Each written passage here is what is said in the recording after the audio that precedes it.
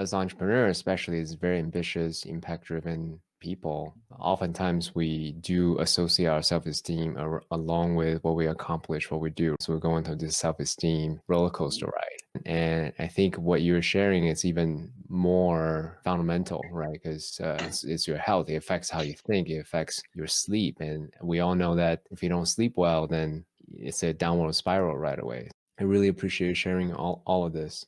So was it pretty much a solo journey, or did you actually have additional community relational support? At that time, my wife was very close to me, although it was hard for her to relate. She was Yeah. just there in the background doing the best she could. And in the end, this all brought us closer. I think our marriage ultimately became stronger over time, but that took a couple years, to be honest with you. So, Yeah. and she would admit that too. So at the time, I had this realization pretty early on in that collapse that if I was going to pull myself out of it, it was up to me. It was my decision. No one was going to help me out of it. And so I just started resourcing myself however I could. Number one, I found a great doctor. Number two, and he's still my doctor today. Oh, great. Yeah.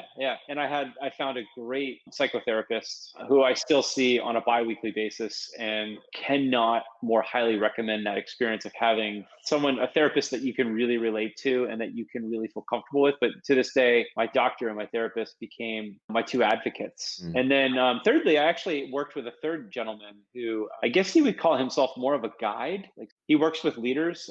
I guess it's okay to reveal who he works for, an organization called Reboot, started by Jerry Kalana. So he's one of Jerry's coaches. And Mm. I've known him from when I lived in Boulder. I knew this gentleman and he would meet with me over Zoom while I was like literally in bed. We'd meet on the computer like once a week. I'd have my laptop in bed and I'd be like feeling absolutely horrible. And Jim would just coach me and guide me. And like he would walk me through the journey of hell that I was living and helped give me some guidance on how to learn from this place that I was in and eventually move beyond it. So yeah, Jim Mm. was an amazing spiritual director to me during that time.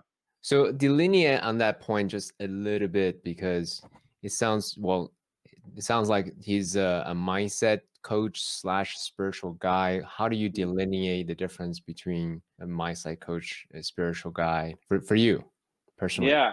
So I was working with both a traditional psychotherapist and then Jim, who was more of this sort of leadership coach, if you will. I'd say that the psychotherapist is following more of a mental health. Okay, how can we literally help coach this guy back to mental wholeness, back to physiological wholeness? Hmm. And how can we help him overcome some of the trauma that he's facing versus Jim's approach, which was let's stay in the shit for a while and let's be okay with that and let's look at what's there. Let's look at what this moment of darkness wants to teach you about you. What's here for you now? Not so I had the psychotherapist who was like, okay, let's get you to a better place. And then I had this other coach who was saying, let's stay here for a bit and really look hard at what's here. Because if you don't do that, you're going to miss a tremendous opportunity of healing and of awakening.